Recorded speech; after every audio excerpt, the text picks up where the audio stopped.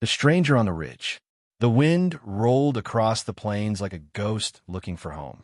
Cassidy Lane crouched beside a shallow hoofprint, the sun hot on her back, the rifle cold in her hands. The soil had been churned up not more than a few hours ago. 2, maybe 3 riders driving her longhorns west toward the canyons. She stood, brushed the dust from her jeans, and adjusted her hat against the glare.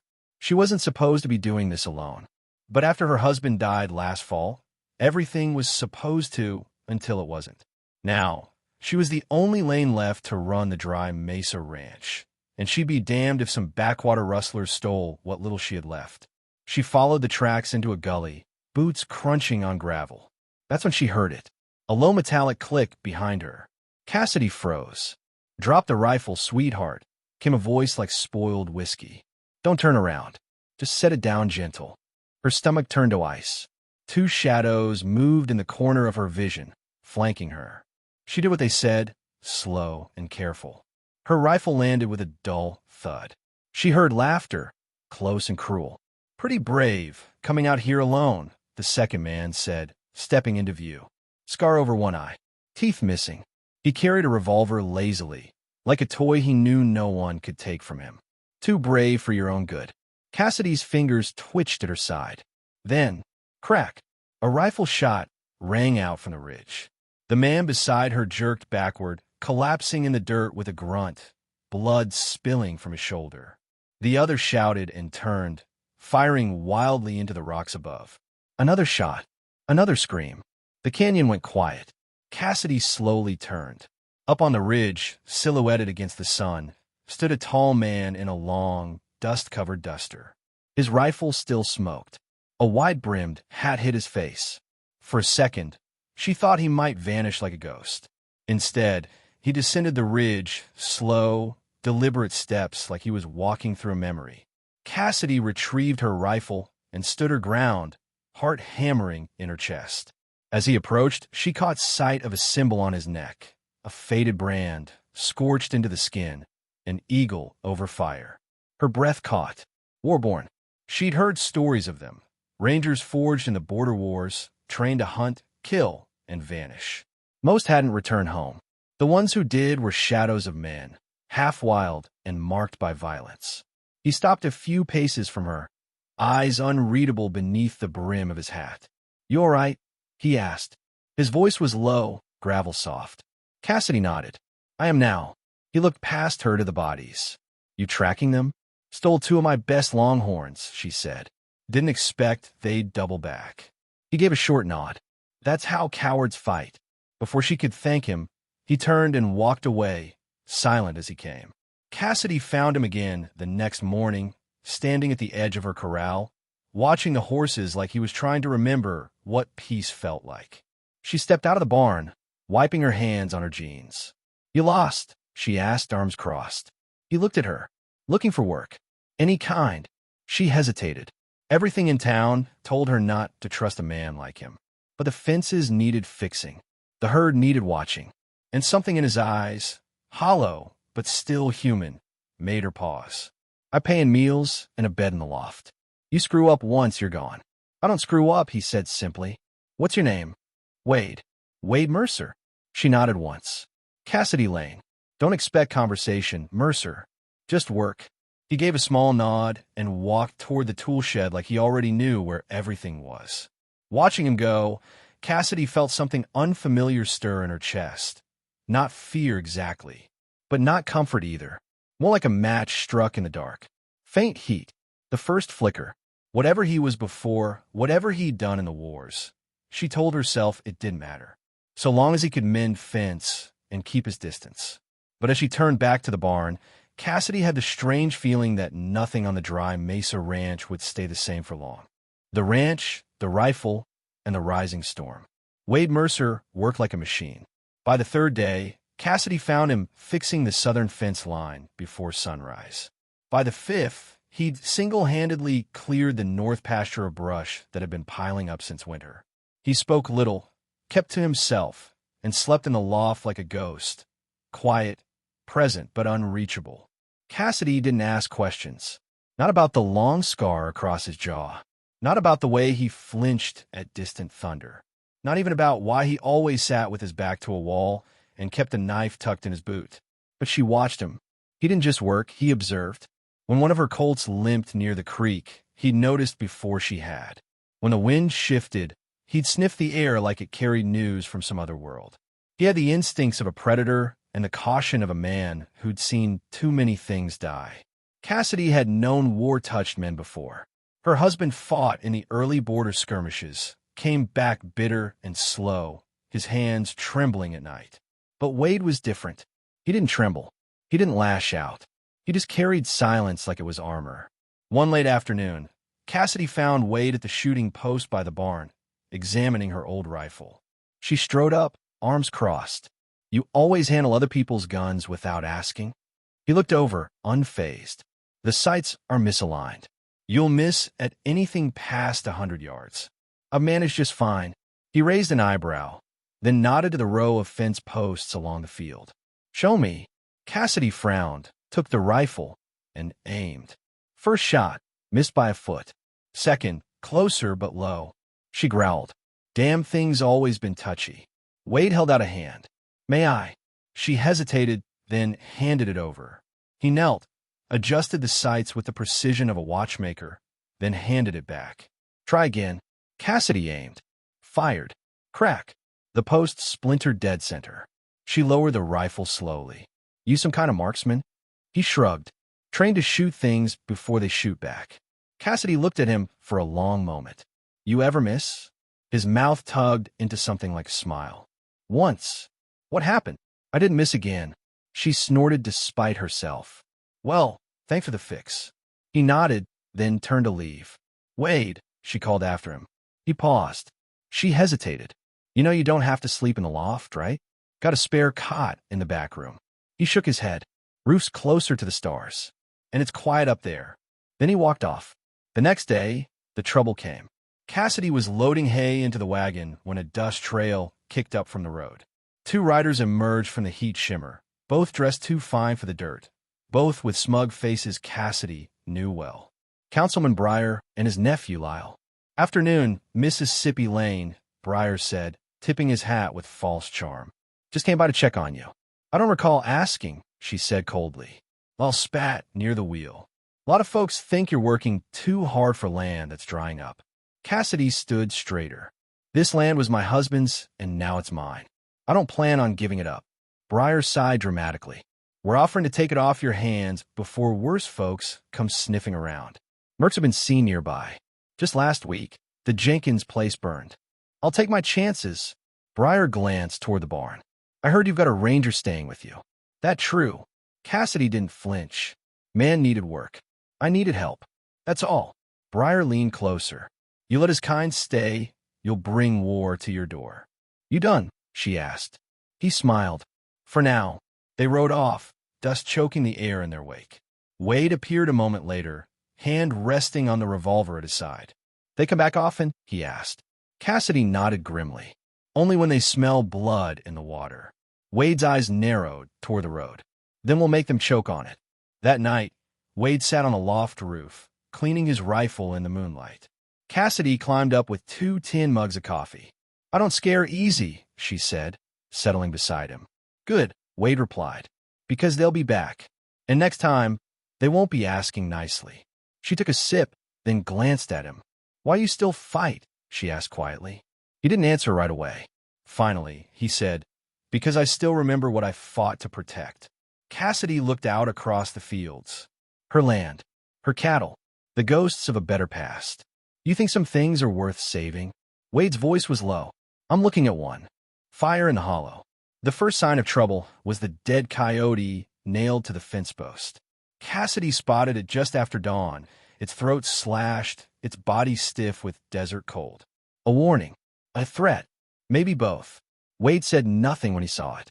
He simply pried it down, buried it in the hard-packed dirt, and spent the rest of the morning tightening every wire on the east fence. By nightfall, he had laid iron traps under the south perimeter and rigged a set of warning bells across the front gate.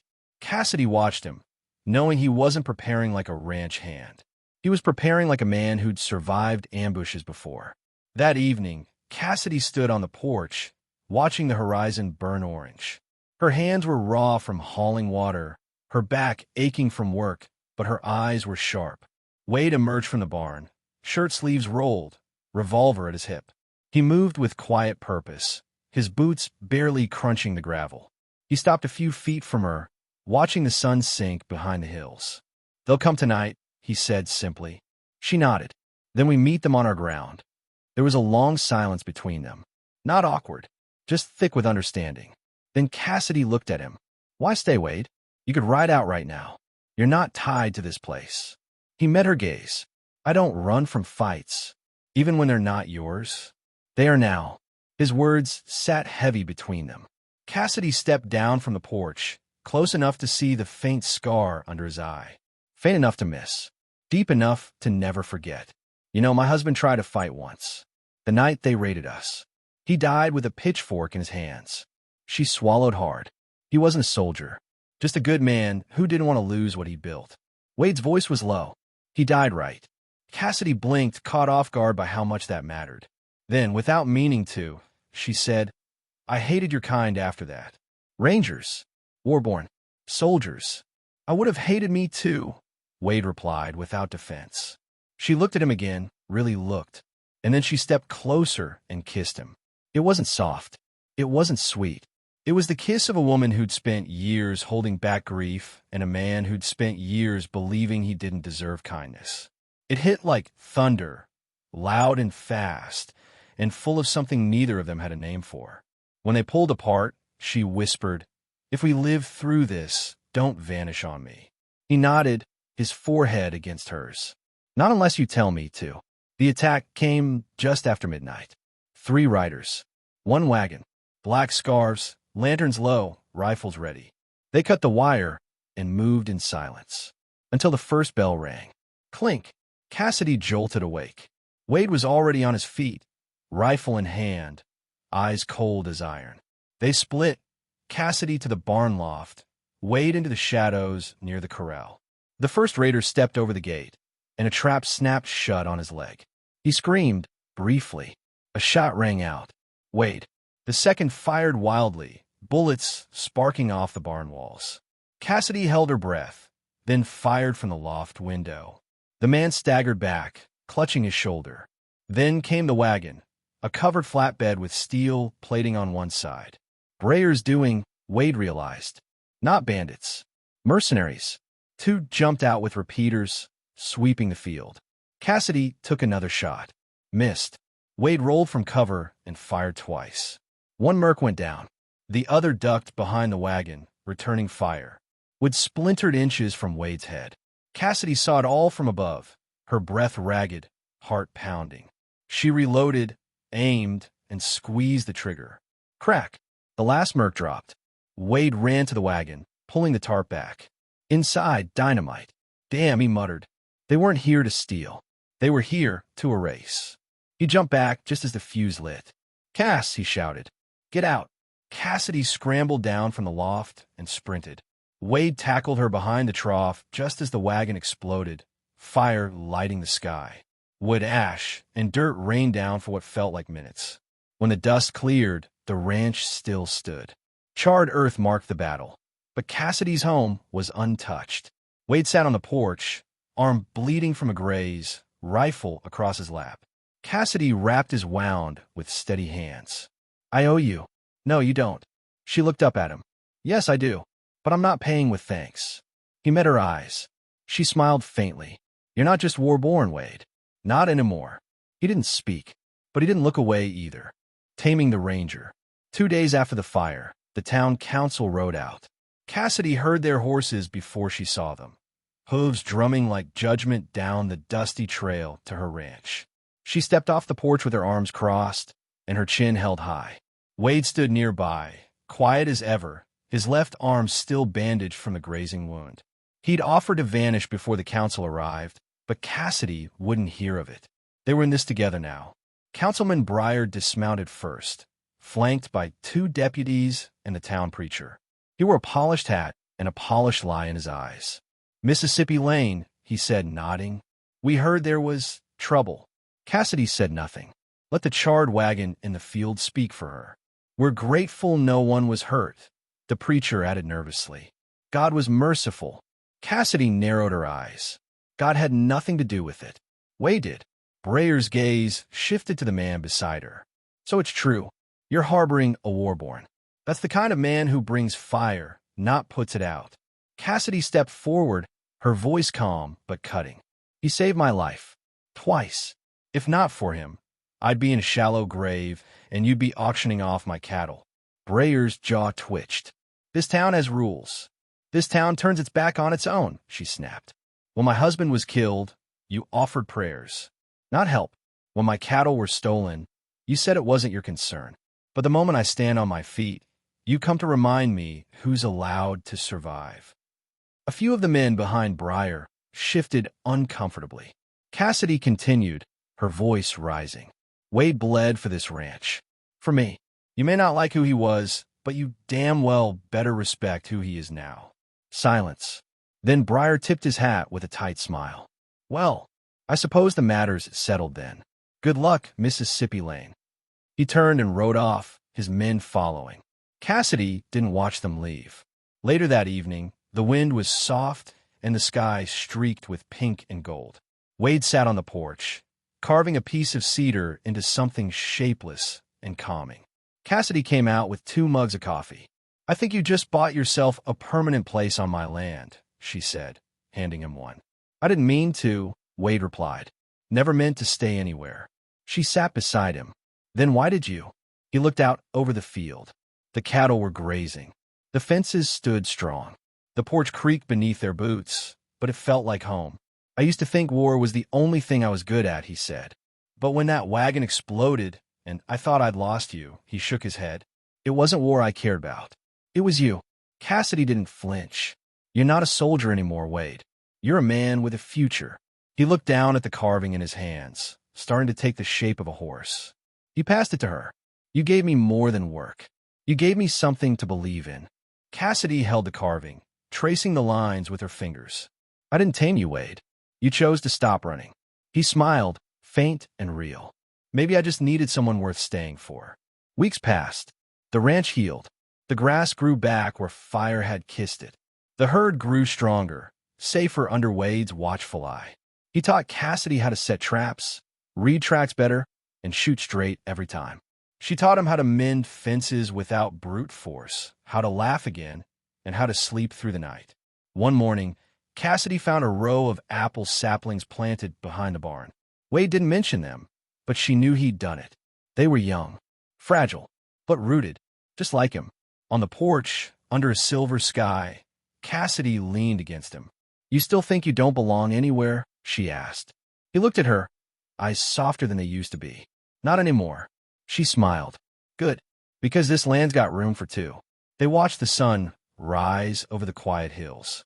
No gunfire, no ghosts, just the beginning of something neither of them thought they'd find.